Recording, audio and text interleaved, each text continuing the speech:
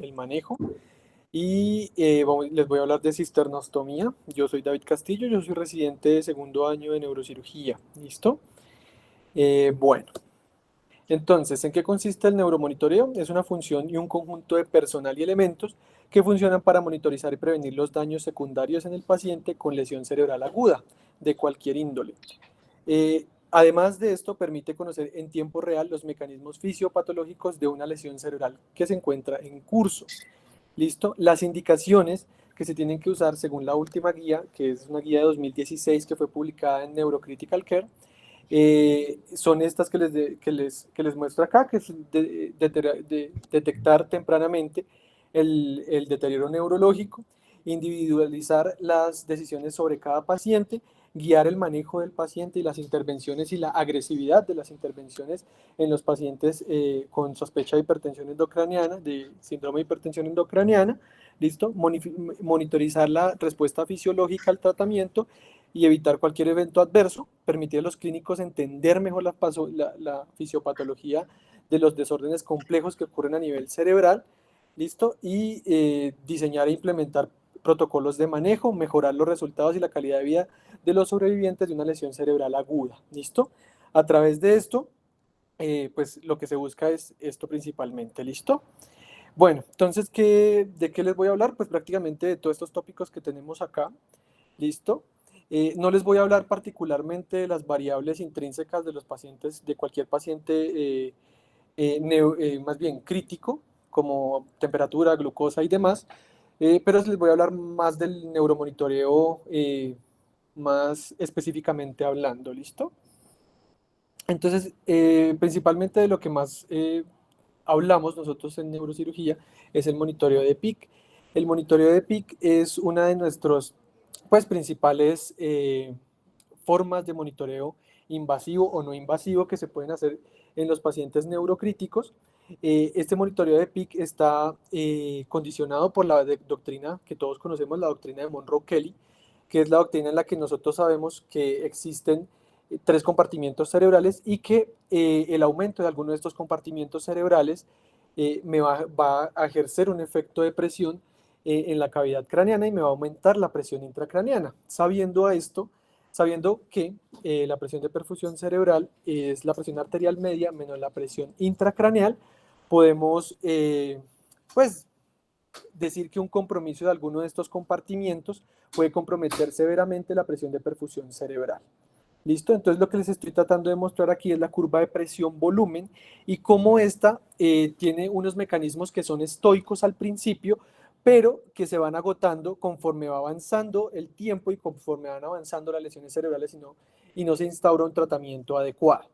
¿Sí? Entonces, pues como miran en el eje de las X, hay un volumen intracraneal específico que va aumentando conforme uno va avanzando hacia la derecha. Entonces, al inicio, pues un pequeño aumento de volumen pues no me va a generar un mayor cambio en la presión intracraneana, pero conforme va avanzando ese volumen, me va haciendo cambios más bruscos dentro de la presión intracraneana hasta configurarse esta curva exponencial. ¿Listo? ¿A qué pacientes debería yo llevar a monitoreo? Según las guías de la Brain Trauma Foundation, que es en donde más se ha estudiado el monitoreo pues, neurocrítico, hablan de que estas son las indicaciones, que son pacientes rescatables con un Glasgow entre 3 y 8, con una anomalía tomográfica como única indicación, o pacientes con tomografía normal con dos o más de las siguientes indicaciones, que sería una postura motora uniobilateral anómala, o un paciente sobre la edad de 40 años o una presión arterial sistólica por debajo de los 90 milímetros de mercurio.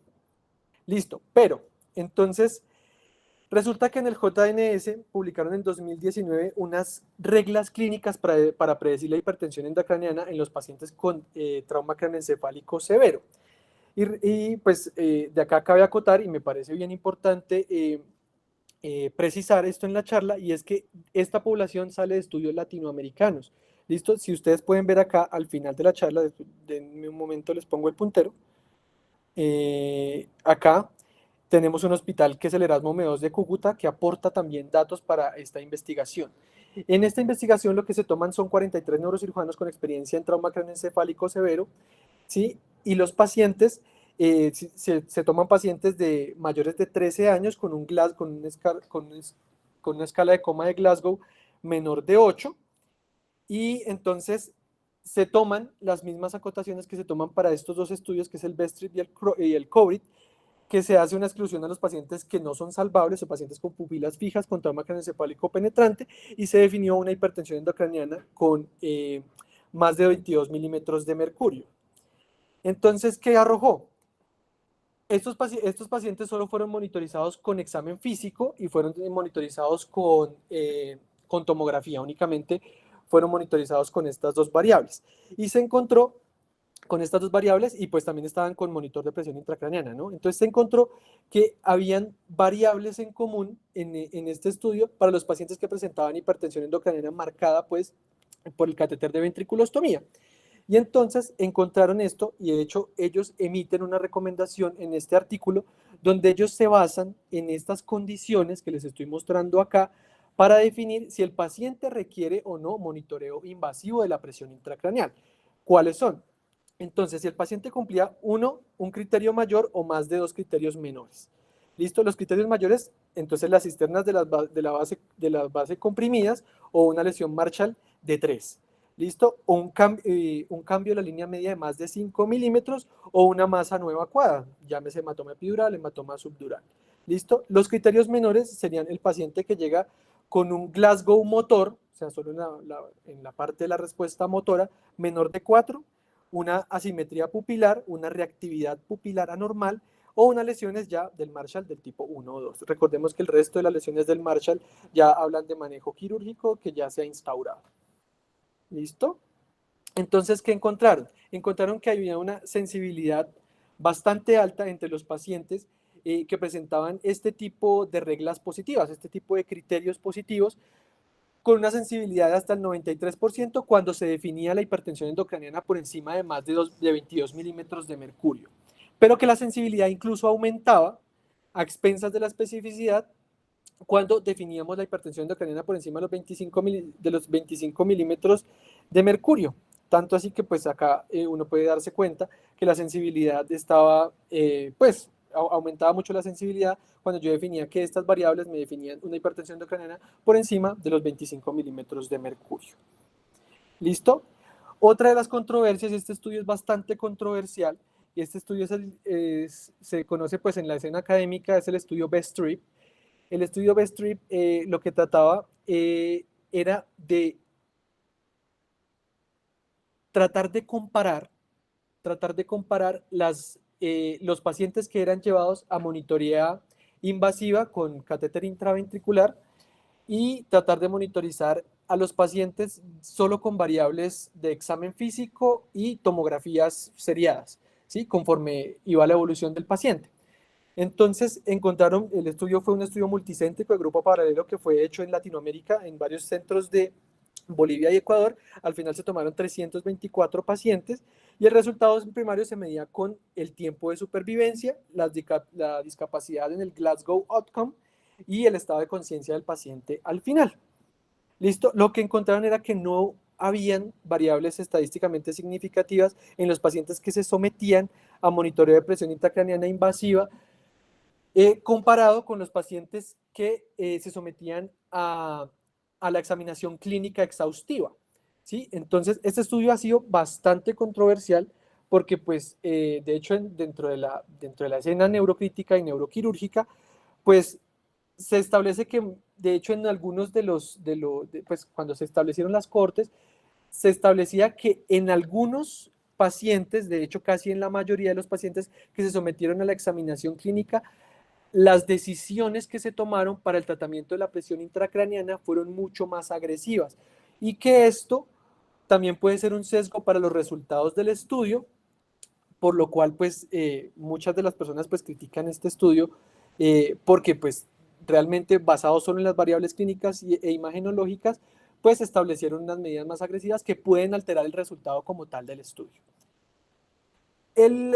La contraparte de este estudio es este estudio que es el Synapse ICU, este es un estudio que sí aboga más por el manejo intervencionista, por el neuromonitoreo exhaustivo de los pacientes neurocríticos, y se dieron cuenta en estos pacientes, pues la verdad, pues ellos critican dentro de los párrafos, pues del estudio en sí mismo, critican el estudio Best-Trip y hablan y pues con gran peso, porque ellos toman una población mucho más grande de casi 2.000 pacientes, eh, y ellos emiten unas recomendaciones y emiten una estadística que habla que los pacientes que se someten a monitoría invasiva secundaria a un trauma, a una lesión cerebral aguda, tienen una mejoría de la mortalidad, dado que el neuromonitoreo les ayuda en la toma de decisiones y en la agresividad de estas decisiones.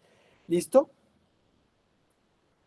Entonces, bueno, ¿cómo se puede hacer un monitoreo de presión intracraniana? Pues existen muchas formas de hacer un monitoreo de presión intracraniana. Esto es una revisión que fue publicada en Neurocritical Care, donde hablan de, bueno, basado siempre es en el gold estándar, que el gold estándar siempre es el catéter ventricular, el drenaje ventricular externo, ¿listo? Ellos hablan, pues, hacen una comparación en cuanto a la sensibilidad, qué tan agudo es el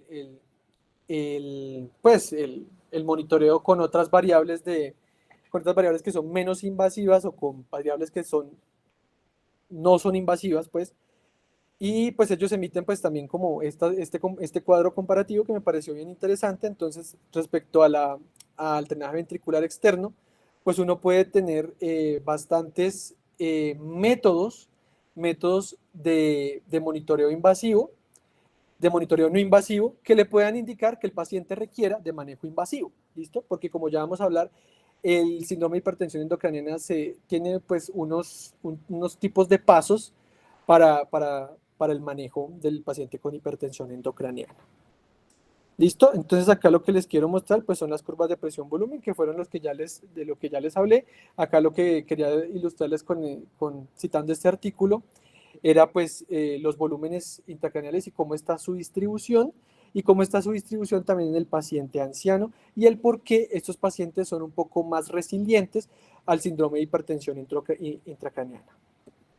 ¿Listo? Entonces les voy a hablar de las ondas de Peak normales, que son unas ondas que son oscilantes con el ritmo respiratorio y con el ciclo cardíaco. ¿Listo? La morfología de estas ondas también se pueden ver en los trazados, cuando los trazados son un poco más sucintos o pues digamos uno aumenta la frecuencia de su, de su paso pues al ojo. ¿Listo? Entonces las curvas de Peak que todos conocemos, que son las curvas que constan de tres elementos.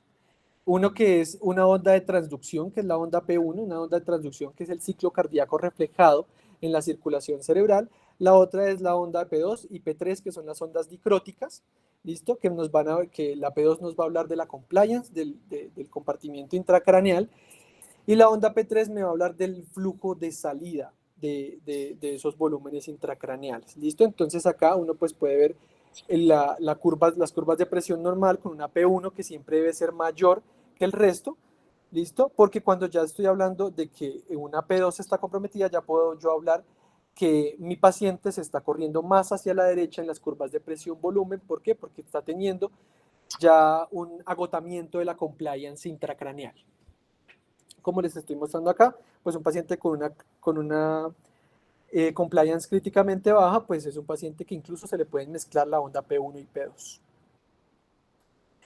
Bueno, una de las formas en las cuales uno puede hacer el monitoreo de forma no invasiva es la vaina del nervio óptico. De hecho, hoy los estudiantes posterior a la cirugía tuvieron la oportunidad de valorar cómo el doctor anestesiólogo pues podía hacer esto, ¿listo? Acá lo que les quiero hacer es una corrección. Yo sé que pues es un poco no ilustrativo que yo les ponga acá esta medida de 5 milímetros. De hecho, estuve haciendo una revisión en Scoping Review que salió en Neurocritical Care del 2022, en el cual ellos hablan que la agudeza de la vaina del nervio óptico ya no se debería medir a los 5 milímetros posterior al disco, sino que debería medirse a los 3 milímetros para tener una agudeza, para tener una sensibilidad un poco mejor para el paciente con síndrome de hipertensión endocraniana. ¿Qué se hace en el paciente que se le va a hacer monitoría con una vaina del nervio óptico? Entonces, se le pone el transductor en el párpado superior un transductor que consta de una sonda de más o menos 7.5 MHz. Esa onda de 7.5 MHz se pone en el globo ocular directamente sobre el párpado superior, se localiza el disco óptico y de ahí se toma una foto, pues se congela la imagen, y 3 centímetros posterior al disco óptico se debería tomar la vaina del nervio óptico. 3 Existen milímetros. algunos...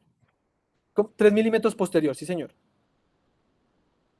3 milímetros posterior y se deben medir las dos vainas durales sin contar, pues, contando también con el nervio óptico, ¿listo? Y esto ya les voy a hablar de qué tan agudo pues, puede ser para medirme la presión intracraneana. ¿Listo? Entonces, en este Scoping Review de vaina del nervio óptico que fue publicado en Neurocritical Care, ellos hablan de esta revisión sistemática que me pareció bien interesante, donde ellos reportaban una sensibilidad y una especificidad cercana al 91 y al 82%.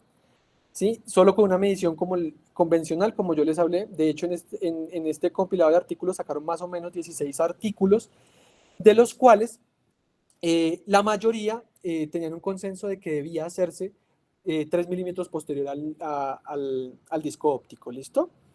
Ellos pues eran como discordantes en los umbrales de manejo de presión intracraneana, pero la mayoría de los que lo reportaban con, con un umbral pues de 20 milímetros de mercurio, ¿listo? En este estudio de Estados Unidos, algunos ponían puntos de corte más altos o más bajos, ¿listo? Pero dentro de lo que más se encuentra en la literatura es que más de 5.2 milímetros ya yo debería definir que mi vaina del nervio óptico se encuentra aumentada y por lo tanto yo tendría una sensibilidad del 91% o superior al 90% para definir que mi paciente tiene hipertensión endocraniana. ¿Listo? Entonces, habían otras medidas que también medían, o en otro tipo de estudios, también como el diámetro del globo ocular, como también la elevación del disco óptico, que también eran otros marcadores, que incluso aunados a las medidas de la vaina del nervio óptico, me podían a mí decir con más seguridad y aumentándome la sensibilidad del estudio, me podrían decir que mi paciente tenía un síndrome de hipertensión endocraniana. ¿Listo? Entonces, pues acá lo que les estoy tratando de mostrar es pues la sensibilidad reportada en varios estudios respecto a la vaina del nervio óptico. ¿Listo? Entonces, en teoría, mi paciente con una vaina de nervio óptico aumentada, yo ya debería iniciar manejos de presión intracraneana, a pesar de yo no tener, porque pues la sensibilidad es bastante alta, y acá lo que les quiero mostrar es el manejo ordenado que emite el consenso de Seattle para el manejo de la presión intracraniana. Ellos hablan de que existen unas medidas básicas de la presión intracraniana que pues constan de las medidas básicas que nosotros pues ya conocemos. La cabecera a 30 grados, el paciente con analgesia, requerimiento de intubación, una PC2 no menor a 35 milímetros de mercurio, ¿sí? Que son las medidas básicas. ¿Listo? En cambio, ellos ya hablan de que el paciente cuando persiste, a pesar de estas medidas básicas del manejo de la presión intracraneana, yo ya debería entablar manejos. ¿Listo? Entonces, en el primer paso, aunque ellos no dicen que esto se tenga que hacer secuencialmente, a pesar de que su algoritmo lo sugiera, ¿sí? Ellos no dicen que cada uno de los manejos deba ser ordenado y que hasta que yo no agote el último manejo no debería iniciar el siguiente. No, ellos dicen que según la pertinencia del paciente y según la urgencia del paciente, yo puedo saltarme o devolverme en el manejo de los pacientes. ¿Listo? Entonces, aquí encontramos dentro de los manejos de primer paso del paciente con hipertensión endocraniana, lo que les hablaba, incrementar la analgesia, mantener una PC2 entre 35 y 38. Hay que tener en cuenta que, como bien Luis nos lo dijo en su charla de trauma craneoencefálico severo, hay que tener en cuenta la altitud a la cual se están midiendo esta gasometría arterial. Lo otro que también yo debería instaurar en el paciente quien persiste con hipertensión endocraniana son las soluciones hiperosmolares. Acá en el Seattle pues nos hablan del uso del manitol con bolos intermitentes o la solución salina hipertónica con bolos intermitentes. Lo que sí es claro y es que ellos acotan y de hecho ponen en uno de los cuadros del artículo es que ellos nunca abogan por el uso de soluciones hiperosmolares de manera horaria. Ellos dicen que solo debe instaurarse como medidas emergentes y como precisamente, digamos, en el momento en el que estoy viendo a mi paciente con una presión intracraneana por encima de 20 milímetros de mercurio, en ese momento yo puedo lanzarle un bolo intermitente y mirar pues cómo reacciona el paciente, ¿listo? Lo otro que yo tendría que ya valorar en el paciente que ya persiste con hipertensión endocraniana es, pues si yo lo tengo con un catéter de presión intracraneana, o sea, un catéter ventricular, podría ser iniciar drenaje con este, ¿listo? O considerar la colocación de uno de estos y lo que sí debería yo iniciar también es el manejo anticonvulsivante. De ahí en adelante, conforme yo voy avanzando en los escalones del manejo del paciente con hipertensión endocrina, yo me doy dando cuenta de que la evidencia es menos, es más observacional y es más basada en recomendaciones de expertos como lo que yo les hablo acá en el paso 2. Entonces, mantener ya una hipocapnia, o sea, ya hiperventilar a mi paciente y tratar de disminuir la presión al final de la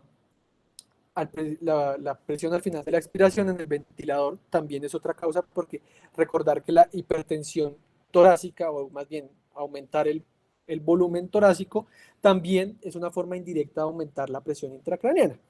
Lo otro y lo principal pues que les voy a hablar acá es, es que también se pueden hacer retos de autorregulación. Y estos retos de autorregulación lo que me quieren decir es, bueno, necesito ver es qué tan comprometida y qué tan dependiente está la autorregulación de mi paciente de la presión arterial media. ¿Y eso cómo lo puedo lograr? ¿Cómo lo puedo lograr? Lo que yo necesito hacer es aumentar más de 10 milímetros de mercurio, como acá se los resalté, aumentar más de 10 milímetros de mercurio la presión arterial media por más de 20 minutos. Y yo lo que tengo que hacer es tomar estas medidas con mis monitores pues, de neuromonitoreo, o sea, tomar la medida de la presión arterial media, la presión de perfusión cerebral, la presión intracraneana y el catéter de PTIO2. Entonces, basado en esto, yo puedo hacer unos índices de correlación, de los cuales ya les voy a hablar más adelante, y ajustar pues, la presión de mi paciente, ya sea con soporte vasoactivo. Y de ahí en adelante lo que yo puedo hacer pues también es el uso ya de la supresión del burst, de la supresión del estallido con barbitúricos y ya pues la craniectomía secundaria, que es una de las indicaciones que nos habla el Rescue ICP para el manejo de la hipertensión endocraniana refractaria. ¿Listo? Entonces acá también lo que les quería mostrar es cómo en los pacientes con hipertensión endocraniana uno se puede basar en esta semaforización que emite el consenso de Seattle para el despertar del paciente y también para el destete de los catéteres de presión intracraneana. Entonces lo que me dice el consenso de Seattle, pues no voy a acotar mayor parte en eso porque también ya se los mencioné en una charla del año pasado, es de qué manera yo tendría que ver a mi paciente con hipertensión endocraniana y cómo puedo yo definir cuándo retiro la ventriculostomía, cuándo el paciente se puede destetar pues la sedación, cuando yo puedo empezar a destetar a mi paciente sin que esto tenga una repercusión dentro del metabolismo cerebral y ponga a mi paciente en una crisis metabólica. ¿Listo? Entonces, ¿cuándo remover? Pues aquí lo mismo les estoy hablando. En los pacientes que requirieron pues, manejo de tipo del estamento 2 o 3, pues ya uno es un poco más restrictivo, ¿listo? Entonces uno prefiere monitorizar al paciente un poco más de tiempo, a menos de que el paciente ya, pues, ya tenga una respuesta motora en el Glasgow de 6, que obedezca al comando. Entonces yo ya podría, en teoría, hacer el retiro de mi catéter de monitoría intraventricular.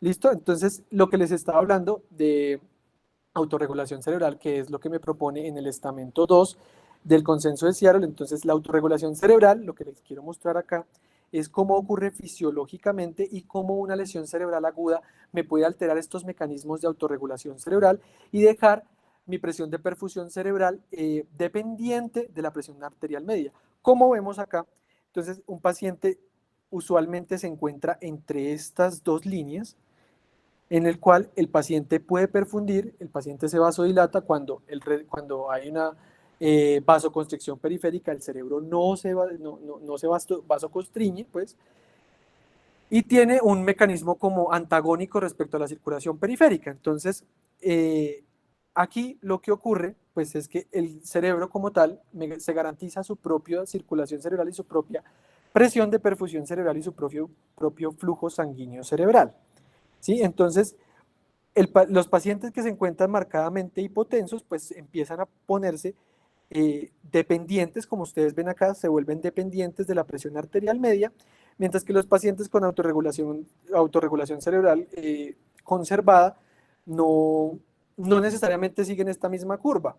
Mientras que los pacientes que ya se presentan persistentemente hipertensos también tienden a perder la curva de autorregulación cerebral o más bien mantenerse dentro de la meseta de autorregulación cerebral. Entonces, esto puede alterar al paciente con lesión cerebral aguda. Sobre todo esto está estudiado en el trauma y de hecho este es el principal estudio que lo demuestra. Entonces, se tomaron múltiples pacientes, este es un estudio que se hizo multicéntrico, aleatorizado, controlado, para medición de autorregulación cerebral y se estuvieron midiendo varios índices de autorregulación cerebral. Uno de ellos es el PRX, que es el índice de reactividad a la presión, y eso es lo que me va a definir qué tan comprometida o no comprometida está mi autorregulación cerebral en el paciente con la lesión cerebral aguda, pues que ya les he estado mencionando. Entonces, ¿qué es lo que pasaba?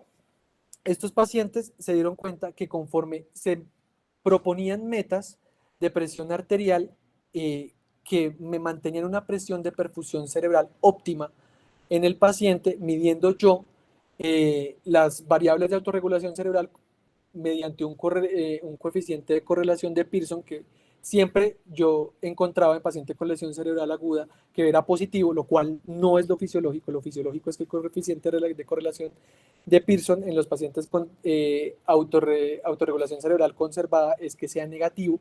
¿Por qué? Porque lo mismo que les hablo acá. Porque un coeficiente de correlación de Pearson me habla de que la variable es directamente proporcional, o sea que la presión de perfusión cerebral está dependiente de la presión arterial media. Entonces, esto es lo que está deteriorado. ¿Listo? En el paciente que está conservada el coeficiente de correlación de Pearson tiene que ser negativo. ¿Listo?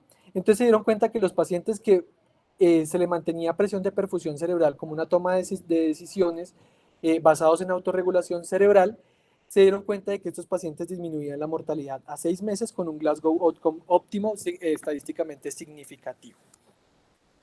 Otra de las cosas que les quiero hablar dentro del monitoreo de presión del paciente neurocrítico es la oxigenación cerebral. La oxigenación cerebral se puede medir mediante dos dispositivos prácticamente. Uno es el catéter del bulbo yugular y el otro es el NIRS. ¿Listo? El otro es el NIRS y el catéter de PTI-O2. Entonces, bueno, la oxigenación cerebral en el bulbo yugular lo que se hace es prácticamente hacer una cateterización de la vena yugular externa inversa hasta que llegue más o menos a la, ¿cómo les digo? Como a la curva, pues, de, del, del agujero yugular. Eso se mide mediante radiografía, yo mido que está ahí. Entonces, esto me va a hablar de cómo está la oxigenación global a nivel cerebral. Y esto está basado en las diferencias arteriovenosas del consumo de oxígeno, que es la fórmula que les estoy mostrando acá.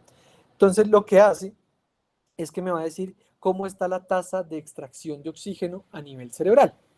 ¿Sí? Entonces, me va a decir si este paciente tiene una hipoxia de cualquier tipo, son 7 tipos, de lo cual no voy a hablar en esta charla. Tenga cualquier tipo de hipoxia, si yo tengo que optimizar esta variable dentro del monitoreo de mi paciente para evitar la isquemia y garantizar un flujo de metabolitos adecuado. ¿Listo?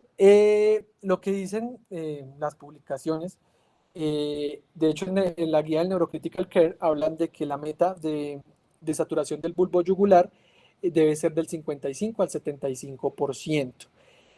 Que se tiene que verificar la posición adecuada del catéter es algo imprescindible que yo tengo que tener para hacer este tipo de mediciones.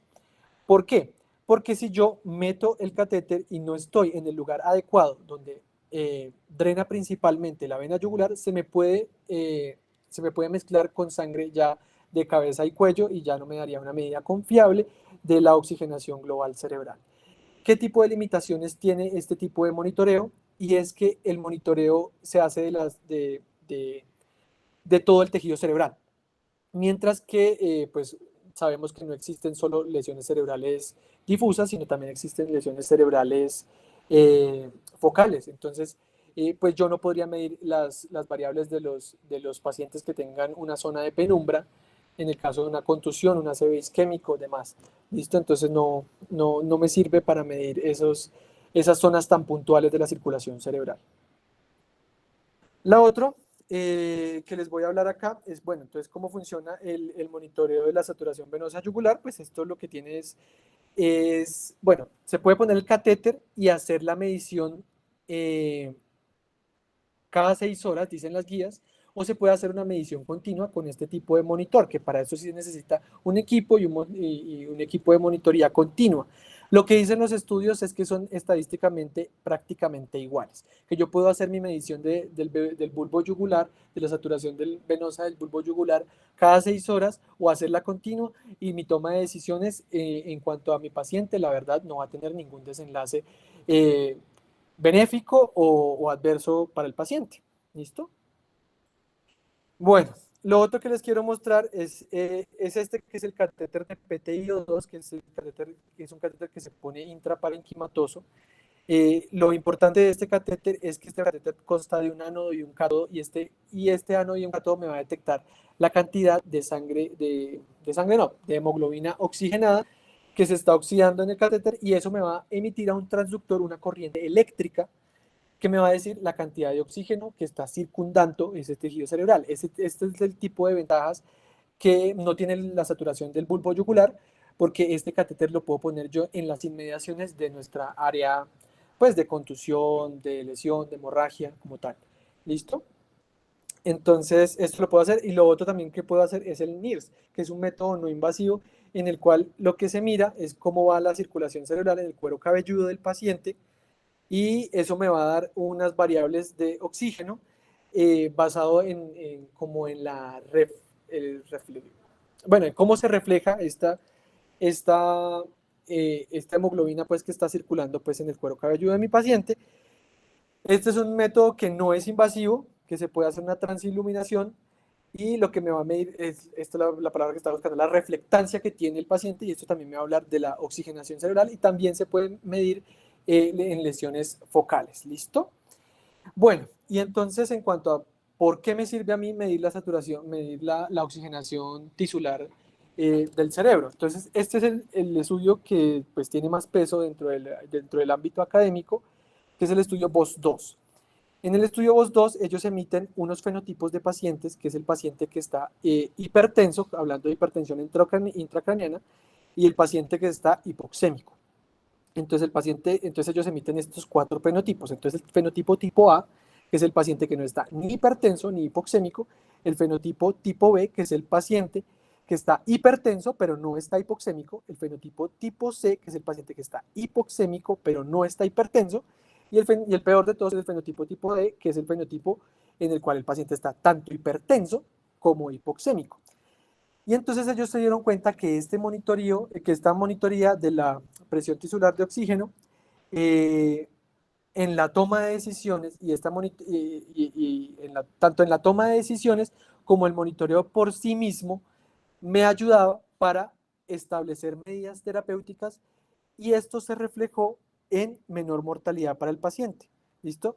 Ellos hicieron el comparativo con el paciente que se hacía únicamente monitoreo de presión intracraneana, y encontraron con una evidencia estadísticamente significativa que disminuía la mortalidad el hecho de que nosotros hiciéramos la medición de la oxigenación cerebral.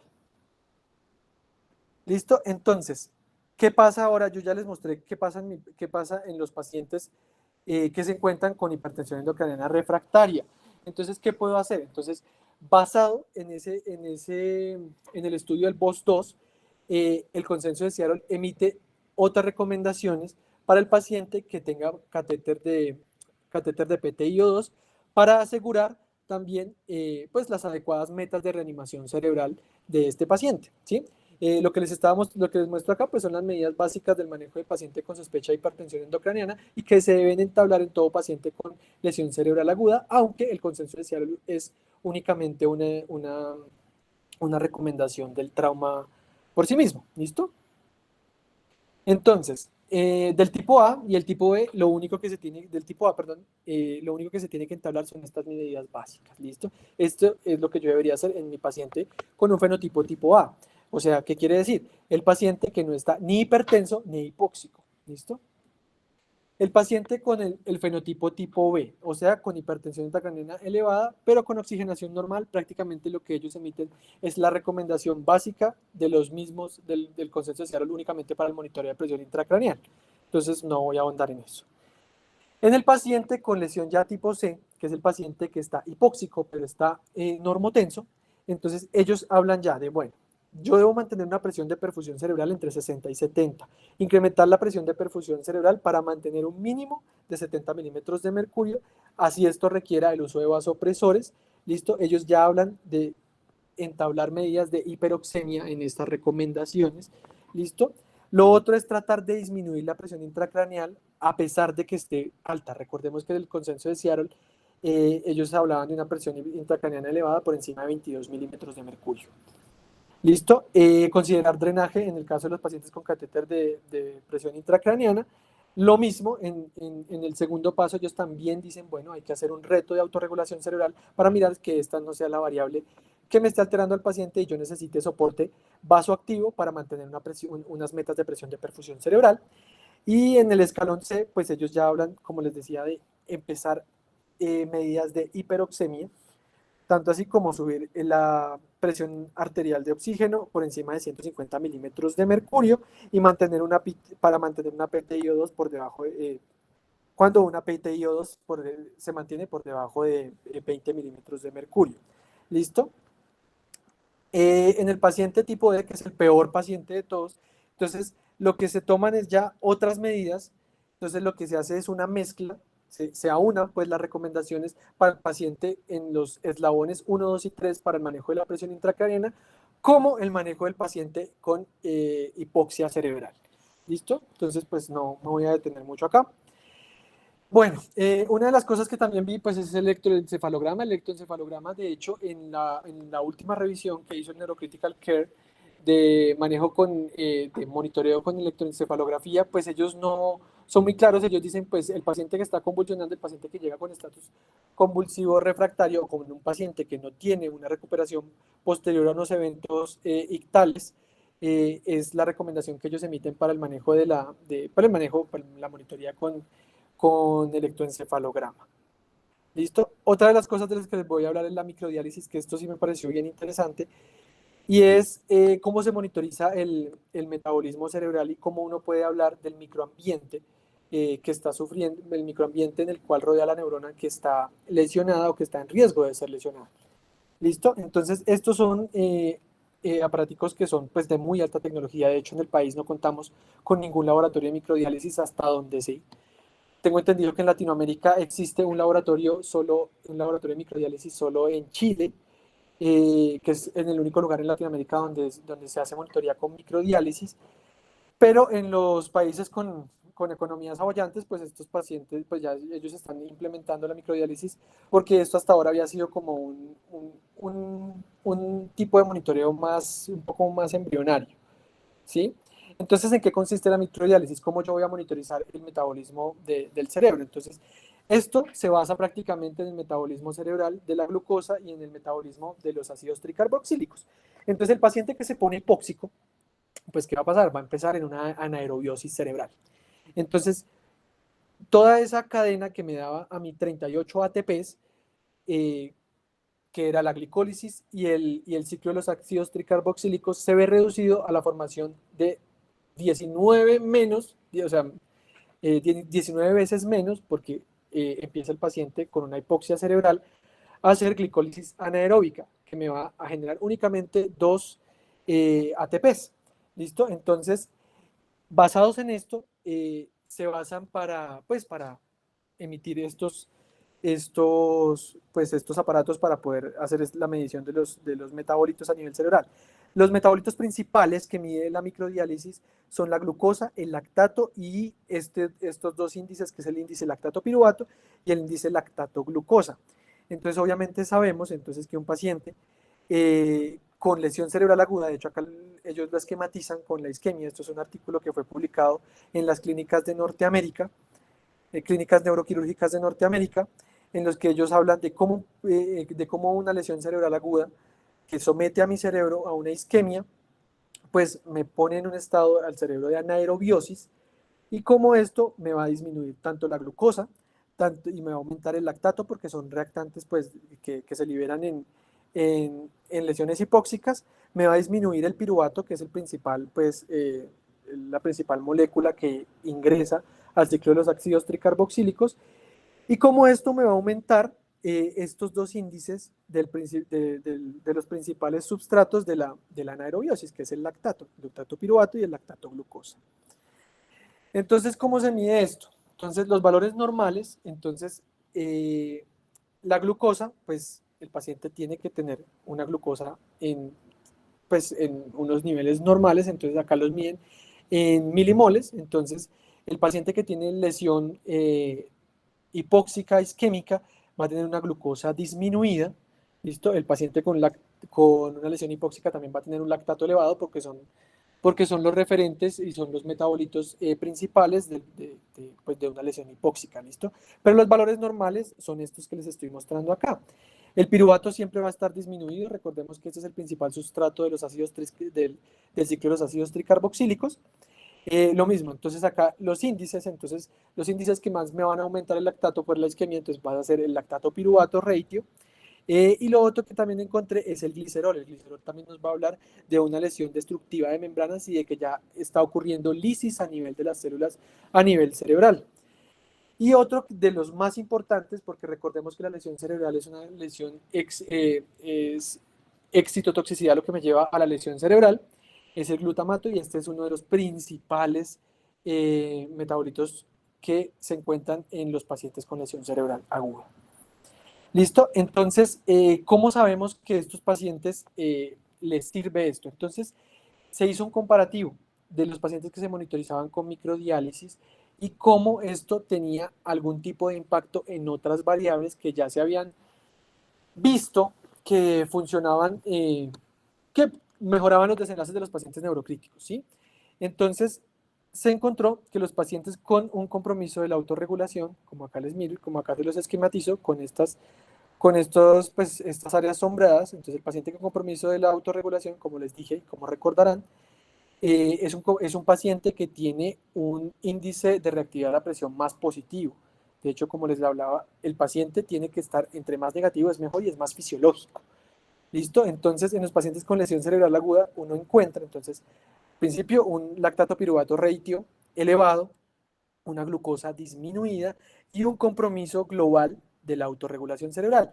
Pero ellos encontraron también que conforme ellos entablaban decisiones respecto a estos pacientes, montándoles estas estrategias de neuromonitoreo, a los 4 días del paciente, el paciente empezaba a mejorar sus variables de autorregulación, empezaba a negativizarse el índice de reactividad a la presión, empezaba a disminuirse el lactato piruvato ratio y empezaba a aumentar la glucosa, o sea, empezaba uno a optimizar el metabolismo cerebral.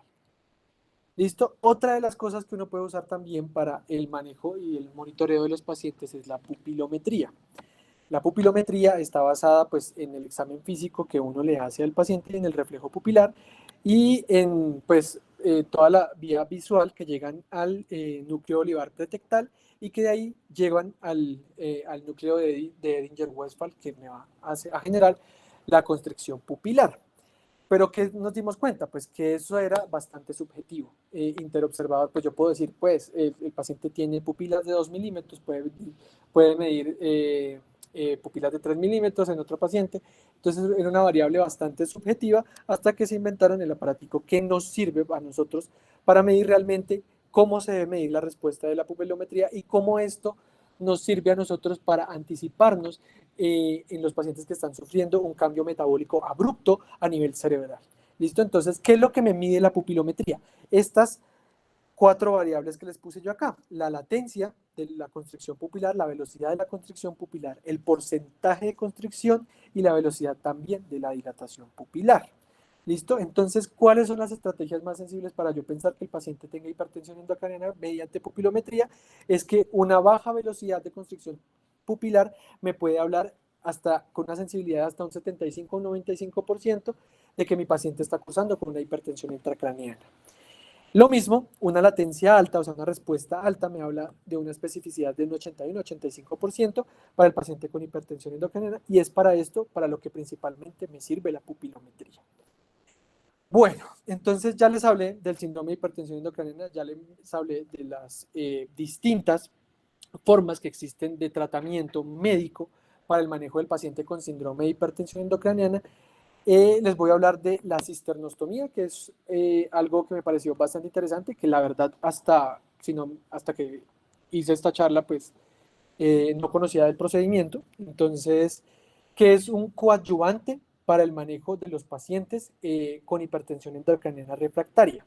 La cisternostomía es un procedimiento quirúrgico que requiere de habilidad microquirúrgica y se trata de, su mecanismo más bien se entabla mediante el funcionamiento del sistema linfático. El sistema linfático, pues como sabemos nosotros, es la forma en la cual el líquido extracelular que existe a nivel neuronal tiene una conexión con los espacios perivasculares de Virchow-Robbins, y esto va a drenar a las cisternas de la base y es una contribución de un aporte pues líquido a las cisternas de la base y a otro, y pues aparte del líquido cefalorraquídeo, ¿listo? Es, yo hice la analogía, es como parte del vertedero pues del cerebro, eh, y esto tiene una importancia clínica bien importante, y es que estos espacios de Virchow-Robin y este vertedero pues no drenan directamente a las granulaciones aracnoideas, sino drenan usualmente a los ganglios linfáticos, aunque también hay partes que drenan a la circulación venosa. ¿Listo? Entonces, ¿en qué consiste la cisternostomía? La cisternostomía consiste en derivar una cisterna de la base a, al espacio, pues al exterior del cerebro. Con eso, yo evito más edema cerebral, porque ya no tengo esos espacios de Virchow-Robin colapsados de líquido cefalorraquídeo, con lo cual yo le ayudo al paciente a disminuir su compliance y también me puede ayudar para el manejo de la presión intracraneal. ¿Listo? Entonces lo que yo estoy haciendo es prácticamente derivando líquido de las cisternas al exterior. ¿Listo? Entonces, ¿cómo se hace una cisternostomía? Dentro de la literatura que consulté, se puede hacer una craniotomía terional ampliada, aunque en un artículo de Frontiers hablaban de que uno debería irse en la fosa craneal anterior, incluso hasta la salida del nervio supraorbitario, para hacer la cisternostomía, aunque la mayoría de las publicaciones hablaban que con un abordaje terional convencional podía hacerse una cisternostomía. ¿Listo? Entonces, pues acá pues lo que se está elevando es el colgajo óseo. Esto es una disección cadavérica para hacer una ilustración de cómo se debe hacer una cisternostomía. Eh, Posterior a la elevación del colgajo óseo, pues tenemos la dura madre, se realiza la apertura de la dura madre como en un abordaje terional convencional, y lo que yo tengo que hacer es un abordaje hacia las cisternas de la base. Esas cisternas de la base las voy a hacer con una disección del valle de Silvio atraumática.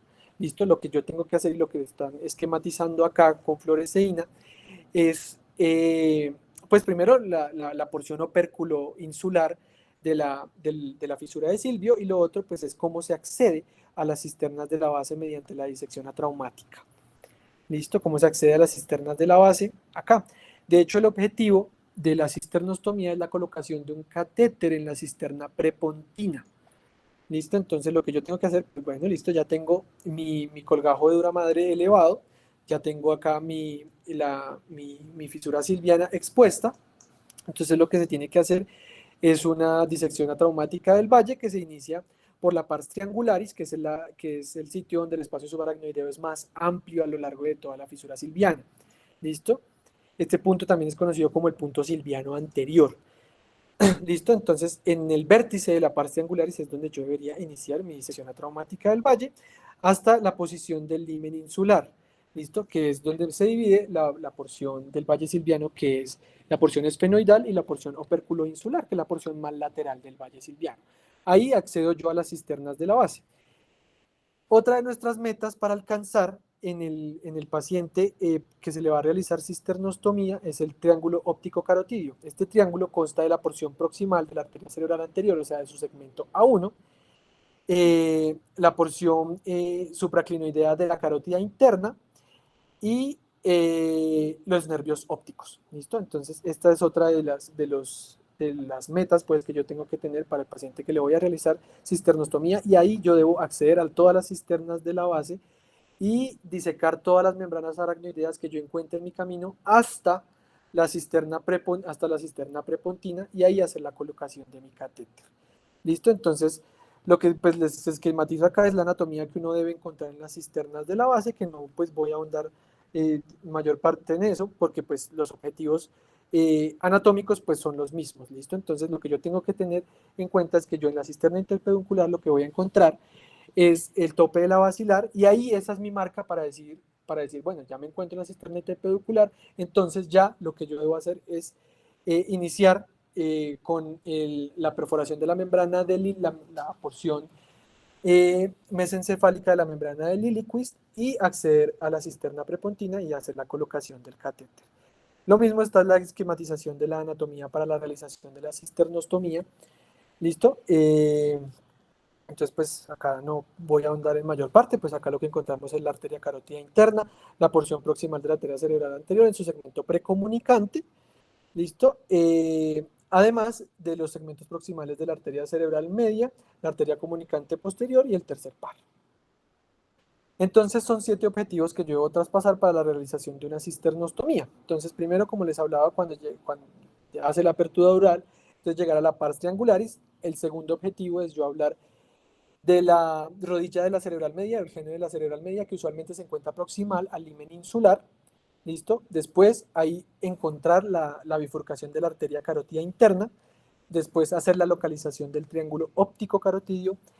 La localización también en de la arteria comunicante posterior, que es la referente de la cisterna interpeduncular. Ahí localizar el tope de la basilar y después la cisterna prepontina para yo hacer mi colocación del catéter. Y esto es un esquema donde se muestran cada uno de los pasos de las disecciones de las cisternas de la base, con la finalización de la colocación del catéter de cisternostomía. ¿Listo? Bueno, y todo esto para definirles que, bueno, esto sí funciona o no funciona. En este artículo, de hecho, hablan de, bueno, la cisternostomía basal funciona o no funciona, qué tan emergente o qué tan rápidamente debo yo entablarla. Entonces, en este estudio, lo que hicieron fue que aleatorizaron a 50 pacientes a craniectomía descompresiva y a otros 50 pacientes posterior al abordaje por distintas patologías en el efecto del trauma, en el contexto del trauma cráneoencefálico, pero los aleatorizaban en el momento en el que hacían el retiro del colgajo óseo y hacían la apertura de dura madre. En el momento en el que el paciente, el parénquima cerebral, sobrepasara el borde de la tabla interna, este paciente podía bien, ahí en ese momento se realizaba la aleatorización. Se aleatorizaba bien sea a cranectomía descompresiva únicamente, o se aleatorizaba a la colocación, a la realización de la cranectomía descompresiva más la colocación más la realización únicamente de cisternostomía. En este estudio no se colocó catéter. ¿Listo? Porque la idea era no hacer un drenaje cisternal directamente que sesgara los resultados del estudio, sino valorar únicamente el efecto de la cisternostomía en el paciente que se sometía a cranectomía descompresiva. ¿Qué se encontró? Entonces, que con una diferencia estadísticamente significativa, los pacientes que eran sometidos a cisternostomía basal tenían valores de presión intracraniana mucho más bajos en los primeros 3 días y unos desenlaces neurológicos mucho mejores en los siguientes 6 meses del seguimiento de los pacientes. Esta es una muestra pequeña. Como vuelvo y les aclaro, estos pacientes se sometieron únicamente a cranectomía descompresiva, pero no se les hizo colocación de catéter de cisternostomía. ¿Listo? Y también acotaron otra población de pacientes que eran pacientes que se les había al final realizado la colocación del colgajo óseo posterior a la cisternostomía, y a los pacientes que no se les había podido colocar. Y los pacientes con cisternostomía también tenían mejores medidas de PIC. ¿Listo? Entonces, pues estos fueron los estudios en los cuales ellos se basaron también para definir cómo el catéter de cisternostomía funcionaba y tenían mejores desenlaces neurológicos los pacientes. Pues la única limitante es que el neurocirujano debe ser un neurocirujano inclinado en práctica microquirúrgica, y lo que emitían las recomendaciones era que no era un procedimiento que se realizara de manera emergente, Sí, pues dado que requería, aunque a pesar de que ellos hablan de que la disección aracnoidea y el acceso a las cisternas de la base aumentaban el tiempo quirúrgico de la craniectomía descompresiva solo de 30 a 40 minutos. Y eso es todo lo que les tengo por decir hoy.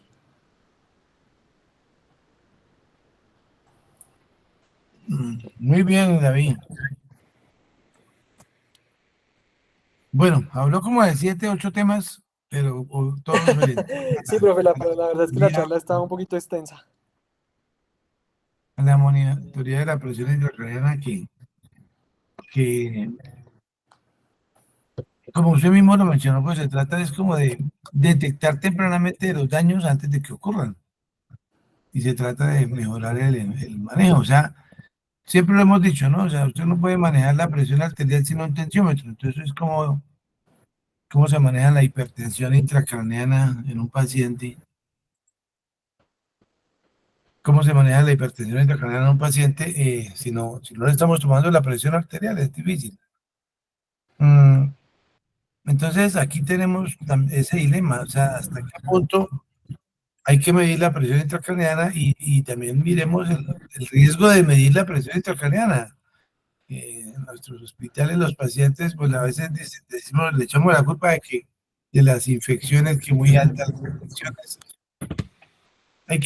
Hay muchas cosas en contexto, ¿no? Nuestros pacientes tienen un alto grado de desnutrición. Trauma quirúrgico, pues podría empeorar aún más las condiciones o empeorarlas del manejo del paciente. Pero todo esto es muy saludable en el sentido de que mejoramos todos los parámetros fisiológicos básicos. Tal vez esto de la diálisis cerebral, pues realmente no ha cuajado, no se le ha encontrado mucha utilidad. En cambio, la monitoría del nervio óptico con ecografía es una cosa muy sencilla y permite detectar tempranamente. Bueno, y si se detecta, pues la idea es meter un catéter dentro del ventrículo o dentro del parénquima. Las limitaciones son de que los catéteres que se meten al parénquima son bastante costosos. Un catéter de esos puede costar más de 5 millones de pesos. En cambio, un catéter ventricular, pues no cuesta mayor cosa, realmente vale por aquí 200.000 pesos y podemos medir la presión intracraniana del ventrículo directamente, incluso más confiable la forma de las ondas. Lo otro es lo de la pupilometría, ¿no? Eh, Desafortunadamente no tenemos todavía esos monitores que se colocan como si fuera un control de televisor y se le apunta a la cara del paciente a unos 40 centímetros y al paciente pues hay que abrir los ojos para medir el tamaño de la pupila. Como usted lo mencionó, eso es muy subjetivo. Eh, la mayoría de los médicos no saben calcular cuántos milímetros tiene una pupila, si 2, 3, 4 o 5 milímetros. En cambio, pues este aparatico pues, nos hace una medida más exacta. Eh, pero más que medir el tamaño de la pupila, lo importante es detectar la velocidad de contracción de la pupila, que pues ha demostrado que puede predecir si el paciente está cursando o se va a hinchar el cerebro incluso 24 horas antes de que el paciente tenga una hipertensión intracraniana realmente severa. Entonces, esto es una medida bastante buena. Hace como unos 3 años se graduó Edwin Páez, un residente de la Universidad Nacional, y su trabajo de grado fue sobre el diseño de un aparato para medir la pupila, pero no con este aparato que usted lo mostró, con luz eléctrica, sino con una ecografía continua, pero midiéndola a través del párpado, o sea, medir la pupila, la velocidad de contracción pupilar. De hecho, él todavía está trabajando en ese proyecto, en un posgrado que está haciendo.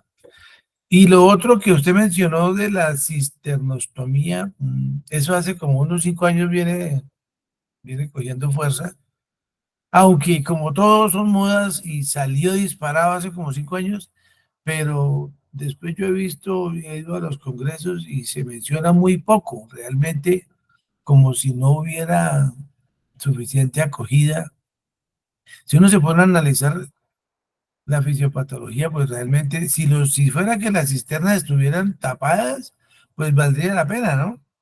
Pero pues yo no lo veo así porque en la fisiopatología del edema cerebral o del trauma, pues realmente lo que es una hinchazón de las células, de las neuronas, la hipoxia, etcétera. O sea, no lo veo tan práctico prolongar una cirugía, aumentar el riesgo quirúrgico. Mejor dicho, faltan más estudios. Yo creo que hay mucho que explorar en ese campo. Eh, bueno, dejo los micrófonos abiertos para que hayan preguntas, que hagan preguntas o que hagan comentarios. Gracias.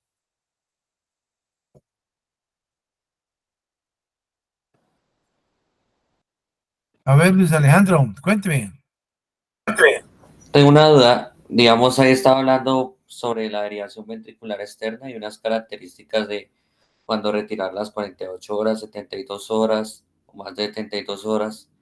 Pero digamos, hay un tiempo máximo recomendable, digamos, pues a pesar del monitoreo, las condiciones hemodinámicas, hay un tiempo como máximo recomendable de mantener la ventriculostomía.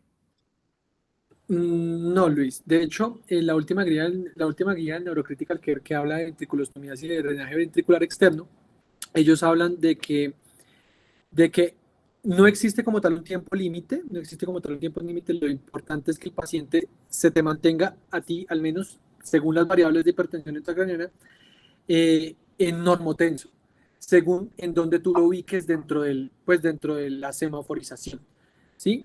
Y lo otro es que, pues, lo que sí uno tiene que tener en cuenta es el riesgo de infección. Por encima de los 7 días, un paciente con catéter ventricular tiene un riesgo más o menos del 40% de presentar una infección. Muy ¿Listo? alto, Por ¿no? encima de los 7 días. Sí. Demasiado alto. O sea, dentro de lo prudente, pues uno podría pensar que pues no debería durar más de 7 días. Pero, Pues pues imagínate, pensando en el, ries- pero, pues, tenemos pensando en el 40% riesgo de infeccioso. infección, yo no me arriesgo tan alto. En general, una terapia que dé malos resultados de más del 10% no es tan recomendable, ¿no? Entonces, la idea es que como el quinto día, casi el 20% están con alto riesgo de infección. Por eso máximo 5 días, máximo, máximo.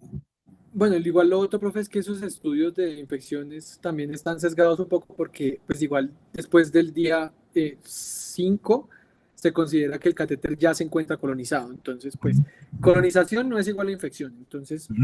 ¿sí? Sí. Listo. Y otra consultica, y digamos en el caso de los pacientes que ya cursan con una neuroinfección, igual habría algún otro problema de mantenerlo pues de manera prolongada o digamos como ya está con una neuroinfección pues se obvia como esas características. Pues obviamente lo que tienes es un órgano extraño. Entonces, lo importante es que si se puede retirar, pues ahí que tienes que balancear el riesgo-beneficio, ¿no? Porque recuerda que el inóculo, pues va a ser el catéter ventricular, ¿sí? Pero también recuerda que eso también tiene una estrategia que es terapéutica. Si el paciente te sigue hipertenso, pues tienes que balancear. O persiste el paciente y le puedo poner antibiótico con el riesgo de una ventriculitis, o pues que te genera más incomodidad, la lesión neurológica por la presión intracraneana o la infección per se. Sí. Doctor Oscar Zorro, por favor. Buenas noches, ¿me escuchan? Sí, sí, perfecto. Bueno, no, en todos estos años, hemos visto que llegan eventos prometedores para el monitoreo del cuidado crítico. Hemos visto la cateterización yugular ascendente, hemos visto la microdiálisis, hemos visto la hipotermia, hemos visto muchísimas cosas, pero finalmente el monitoreo del paciente crítico, específicamente el trauma craneoencefálico severo, yo pienso que menos es más, ¿sí? Yo pienso que finalmente con un buen monitor de presión intracraneana eh, se consiguen variables muy importantes para el manejo. Lo demás lo he visto venir he visto cosas que no han sido aplicables en Colombia, he visto centros en donde lo utilizaron por 6 meses, un año, pero no dio los resultados que se esperaban.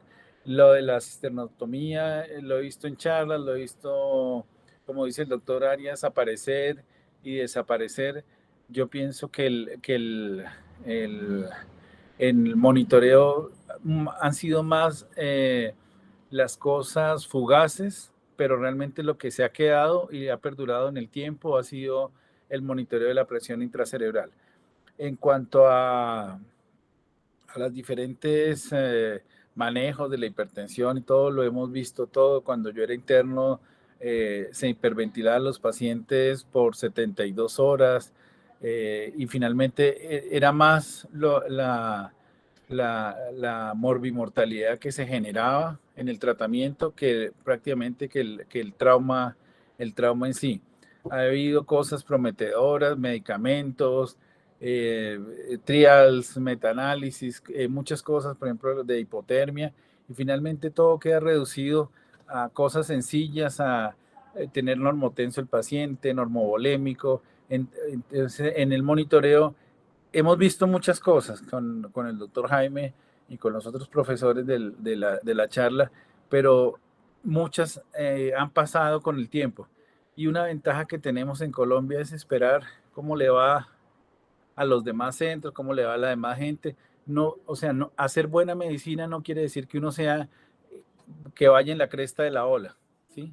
Porque muchas veces esa experimentación y el ir en el último grito de la moda causa más morbimortalidad a los pacientes que esperar y decantar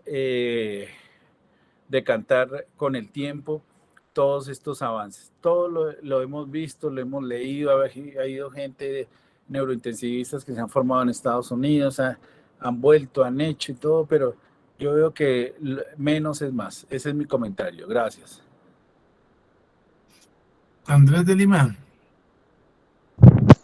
Buenas noches, profe. Buenas noches, David. Muchas gracias. Muy interesante la charla. No, pues yo solo quería de pronto decir un par de cositas. Uno, en relación a lo que preguntaba ahorita Luis, bueno, sí, cuándo quitar el catéter y demás, y quería de pronto puntualizar que de pronto existen dos escenarios diferentes. Uno en el que yo pongo el catéter como un mecanismo de monitoría de presión intracraneana. Bueno, una de las grandes ventajas del catéter, aparte de la monitoría, es precisamente que no solamente es diagnóstico, sino terapéutico. Yo eventualmente lo abro y eso alivia, al menos parcialmente, la eventual hipertensión que se pueda presentar. Pero el punto es que yo puedo colocar el catéter y o nunca encontrar propiamente una elevación marcada de la presión intracraneal, o solo encontrar inicialmente y el paciente rápidamente empezar a regular sus presiones intracraneales con los diferentes mecanismos que se hacen. Entonces, dependiendo del tiempo a partir del cual se empieza a regular la presión intracraneal y los factores que mencionaba David en la charla, principalmente la imagen y el Glasgow, específicamente el ítem del Glasgow motor, pues tú defines cuándo puedes retirar el monitoreo. Prácticamente en todos los pacientes en los cuales ya se ha regulado la presión intracraneal, independientemente del Glasgow motor y la imagen, después de 76, 72, máximo 96 horas, en teoría uno ya puede estar quitando la monitoría, si no está dependiente del catéter, o sea, si la presión está regulada. Pero si el paciente realmente sigue dependiendo del catéter, porque una vez lo cierras, se eleva marcadamente la presión intracraneal, realmente no se lo puedes quitar. O sea, evidentemente en ese contexto, el catéter va a permanecer de manera indefinida, y si definitivamente el paciente, bueno, ya se pasó la fase aguda de su problema, pero por ejemplo queda con una hidrocefalia, pues tendrás que derivarle. El punto es que siempre que el paciente sea dependiente del catéter para tener una presión intracraneal por debajo de límites normales, en teoría no lo puede retirar.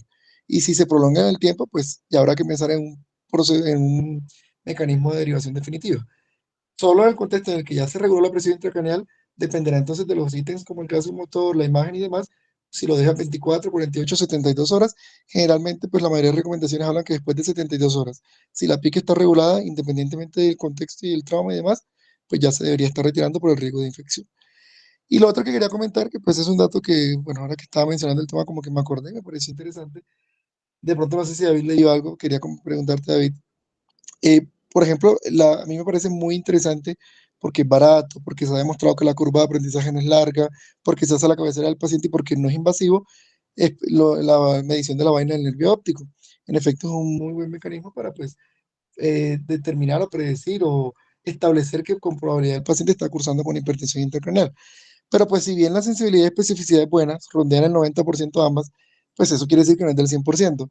¿Tú leíste de pronto algunas causas que puedan explicar que aún con hipertensión intracraneal esto no se eleve, este diámetro? ¿Por qué no se elevaría?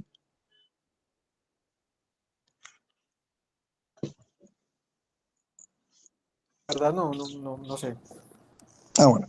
No, no pasa nada. Eso pues, en algún momento, como te digo, lo leí, me pareció como curioso y quizá por eso se me quedó. Y porque una de esas causas podría estar en relación con traumas muy severos. Entonces, ese pequeño porcentaje de pacientes que no elevan el diámetro es porque, por ejemplo, tienen una malformación vascular que está en relación con el nervio óptico y digamos que separa el componente intracraneal con el nervio óptico en sí o su espacio subaracnoideo, o tienen un tumor que lo mismo, o sea, cualquier cosa que separe o que me limite el paso de la transmisión de la hipertensión intracraneal a través del espacio subaracnoideo al nervio óptico o alrededor del nervio óptico va a impedir que se dé esta elevación del diámetro. Entonces, tumores, malformaciones vasculares.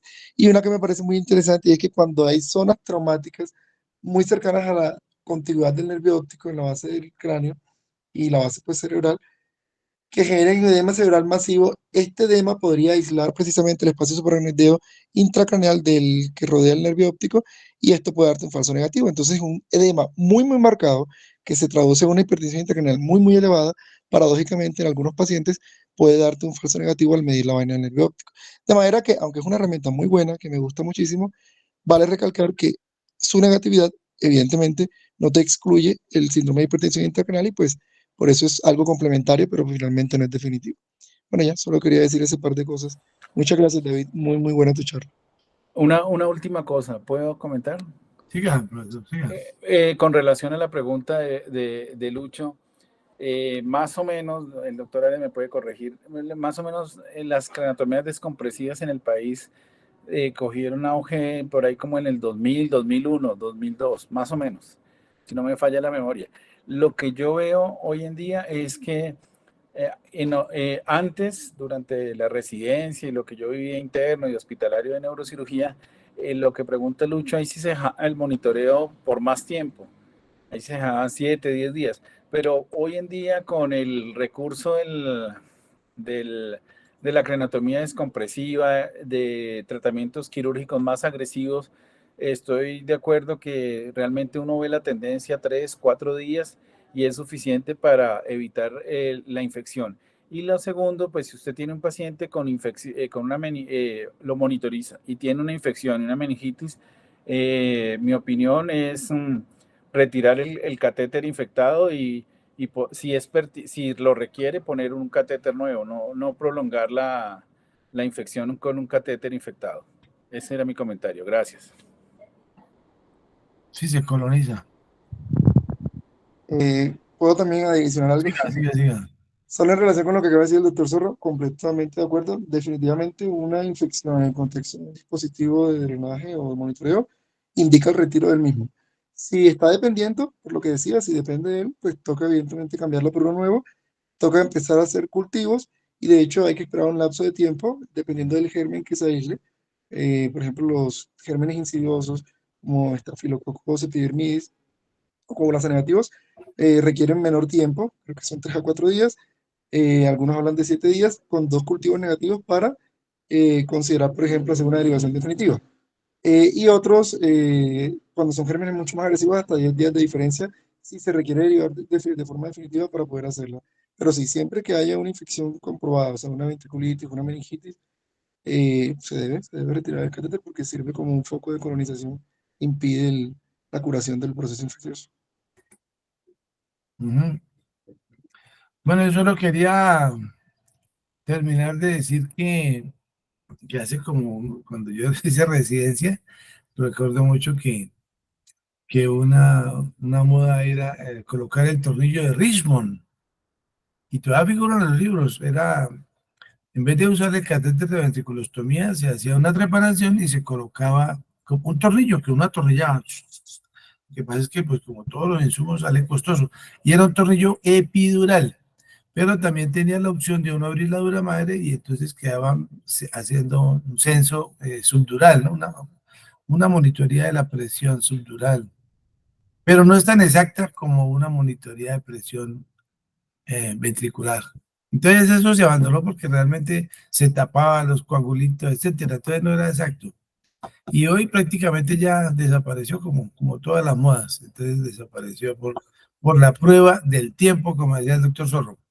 Bueno, muy bien, muchas gracias. Ya damos por terminada la sesión y miramos a ver si mañana hacemos otra. Gracias, que descansen. Buenas noches, muchas gracias. Que descansen. Gracias.